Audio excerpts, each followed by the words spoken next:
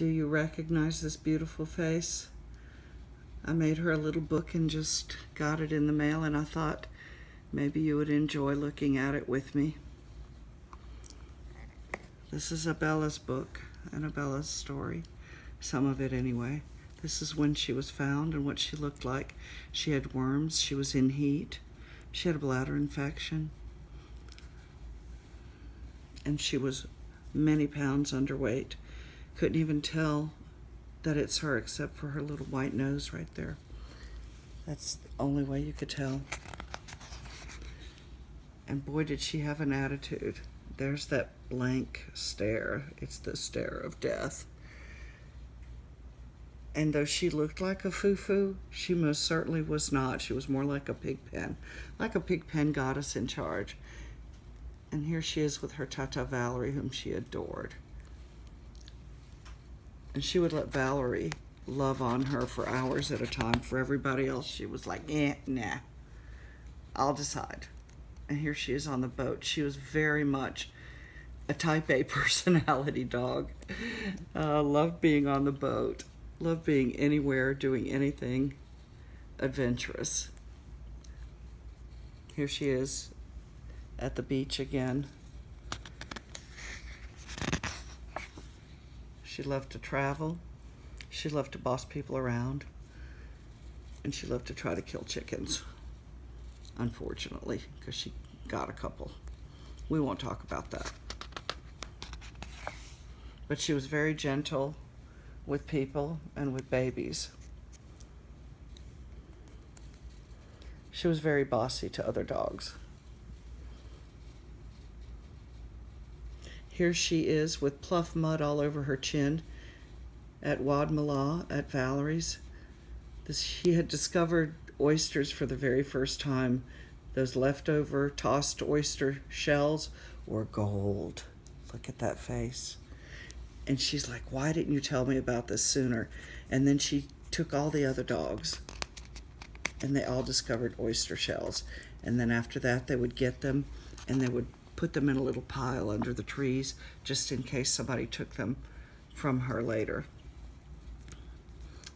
Here she is with little baby Cooper at the top.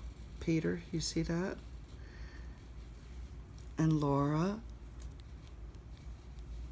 And Eric with his sock monkey.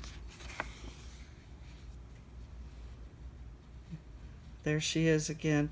And you could tell she was getting ready to start gargling right there, and her front paws would lift up and she would jump up and down while she was gargling you instructions to obey, else suffer the black stare of doom. And here she is with Rowan up in the upper left, and Adam, and she loved her people. And this is my friend Susan, who passed away last year, and she loved my babies. Oh, I love this picture. Doesn't she look like a little lamb here? And believe it or not, this is Faye, who is now 19 years old. Do you see the gray smudge on Abella? That's not dirt. That was the schnauzer in her. Abella was a schnoodle. And I just love that picture. And here she is. I don't know what she's doing or which of the nephews she's playing with here. She barely put up with me putting any clothes on her, but never anything on her head. And here she is with her brother Cooper, who was adopted 2 weeks before her. Christmas picture, and here she is with Peter and little baby Cooper. Some nice pictures later on in life. And here she is with Laura and Laura's baby, I've just forgotten her, Coté, and Cooper and her beloved Uncle Mike and his dog Dixie. All three gone now.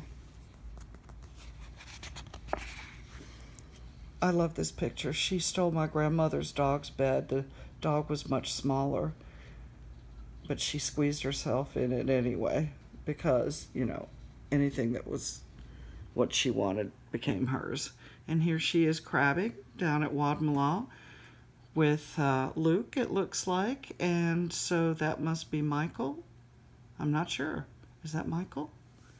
Somebody let me know. And here she is with little baby Cooper. Now, she only played with him for a short while because she didn't have a lot of patience with puppies, but she had lots of patience for babies. She loved babies. And here she is playing soccer. And y'all, she was a pro. She was very, very good. Some more pictures. Uh-oh, me in a bathing suit. We'll move past that. And this is the final picture of me and my baby, taken by my friend Becca. Thank you, Becca. It's a beautiful picture.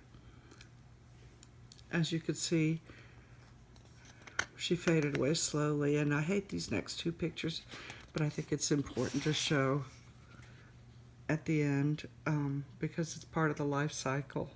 So thank you for taking this journey with me. She loved you all.